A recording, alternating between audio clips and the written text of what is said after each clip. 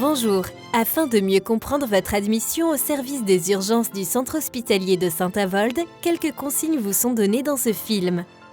La structure des urgences du centre hospitalier de Saint-Avold répond aux missions du service public et accueille toute personne présentant une pathologie médico-chirurgicale, psychiatrique, quelle que soit sa situation sanitaire ou socio-économique.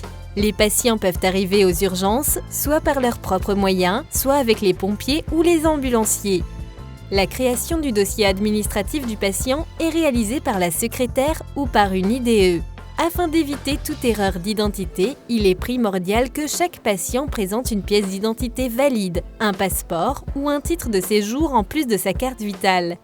Si le patient n'est pas en mesure de présenter une pièce d'identité au moment de l'admission, il convient qu'un membre de la famille ou un proche les ramène dès que possible.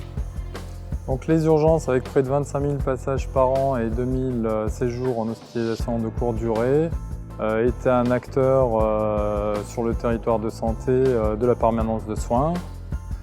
Nous avons une activité qui est stable ces derniers temps et nous avons renforcé l'équipe médicale avec 8 médecins temps plein et 5 médecins temps partiel. Et on noue des relations avec la médecine de ville et les patients ont des repères car ils ont affaire quasiment tout le temps au même médecin. Tous les patients, quel que soit leur mode d'arrivée, sont vus par une infirmière organisatrice de l'accueil. Alors le rôle de l'IA au niveau des urgences est fondamental, c'est un petit peu le chef d'orchestre en fait, du service. Son rôle est de prioriser le passage du patient et pour ce faire, elle ne dispose que de quelques minutes. Alors elle ne pose pas de diagnostic, mais elle recueille des données et des informations fondamentales pour permettre de déterminer l'état de gravité de santé du patient. Elle travaille en collaboration avec un médecin référent qui est disponible en cas de doute ou de questions de sa part concernant la prise en charge d'un patient.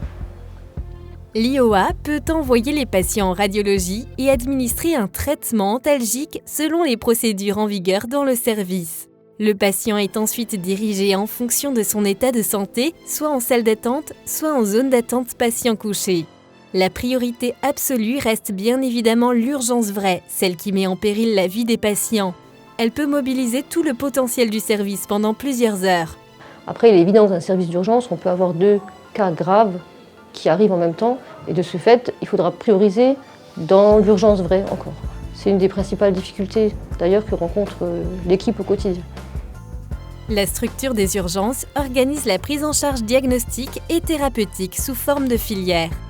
À savoir, une filière courte, patient qui a priori ne restera pas en hospitalisation, et une filière longue, patient nécessitant une prise en charge prolongée. Globalement, le délai de prise en charge est de 2h45 en moyenne. Et ce délai comprend l'attente, les soins et des délais incompressibles tels que l'obtention de résultats de scanner, de biologie, d'imagerie autres et la recherche de lits dans l'établissement ou ailleurs quand les patients sont transférés. Les patients bénéficient d'avis d'experts sur place ou par transmission d'images d'avis neurochirurgicaux. Et quand on en a besoin, on peut héliporter les patients grâce à l'hélicoptère régional, car nous disposons d'un héliport. Après la prise en charge au sein de la structure des urgences, l'usager soigné peut être orienté vers un service d'hospitalisation, un autre établissement ou rentrer à son domicile. Le service des urgences possède également 4 lits d'unités d'hospitalisation de courte durée, dont la vocation est d'accueillir des patients pour une hospitalisation courte, moins de 24 heures. L'activité est crescendo car nous avons une population vieillissante avec près de 20% de nos patients qui ont plus de 75 ans et qu'elle nécessite une prise en charge polydisciplinaire et des examens complémentaires de plus en plus croissants qui rallongent en partie les délais de prise en charge.